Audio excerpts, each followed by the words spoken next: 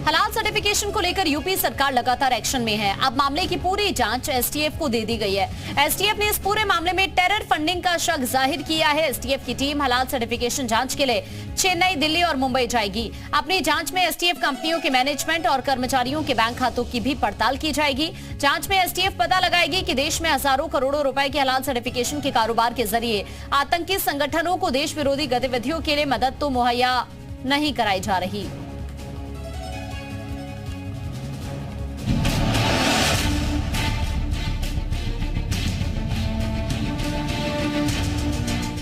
UP में हलाल certificate ban को लेकर विवाद तेज हो गया है।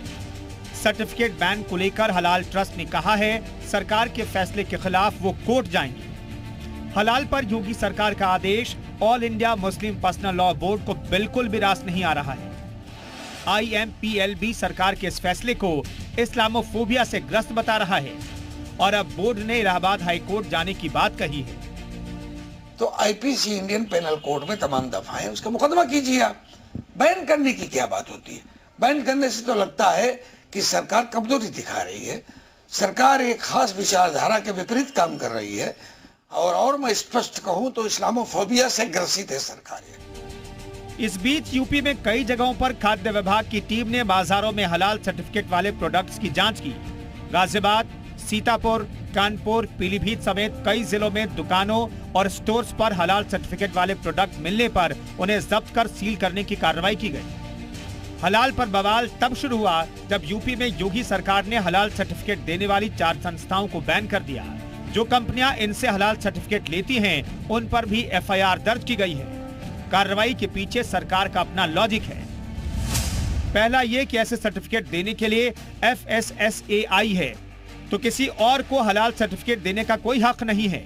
दूसरा ये कि खाने पीने की चीजों को हलाल और हराम में बांटना मजहबी बंटवारे जैसा है। हालांकि विरोधी पार्टियों को योगी सरकार के फैसले के पीछे कोई और ही वजह नजर आ रही है।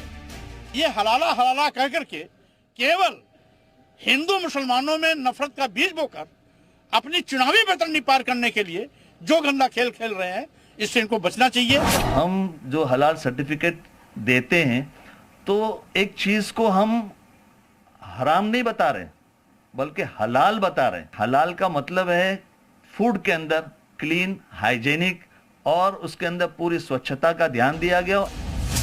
दरअसल हलाल सर्टिफिकेट इस्लामी कानून के तहत बने उत्पादों को दिया जाता है। ये सर्टिफिकेट इस्लामी मान्यताओं की पुष्टि करता है, यानी मुस्लिमों के लिए मान्य उत्पाद होने की गारंटी देता है। हमारी सरकार की प्रतिबद्धता है कि हम अपराध और भ्रष्टाचार पर जीरो टॉलरेंस करेंगे। इस मामले में भी यही स्टैंड है, किसी को भी अनधिकृत काम करने की इजाजत नहीं है। वैसे तो ये पिछले 2-3 दशकों से होता आ रहा है, मगर फिलहाल यूपी में हलाल सर्टिफिकेशन वाली संस्था के खिलाफ FIR दर्ज होने के बाद इस पर सियासी बवाल शुरू हो गया है। ब्यूरो रिपोर्ट, जी मीडिया। हलाल फर्जीवाड़े का आतंकी कनेक्शन, इसके बारे में आखिरकार ये सवाल क्यों उठ रहा है, इसके बारे में कुछ ग्राफिक्स आपको दिखा देते हैं।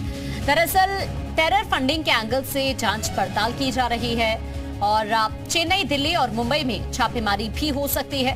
कंपनियों के कर्मचारियों की भी जांच होगी और साथ ही कर्मचारियों के बैंक खातों की भी पड़ताल की जाएगी। कल यूपी के कई जिलों में छापेमारी हुई थी, आज भी कई जिलों में छापेमारी हुई है और अभी यूपी से बाहर भी कई राज्यों में छापेमारी हो सकती है।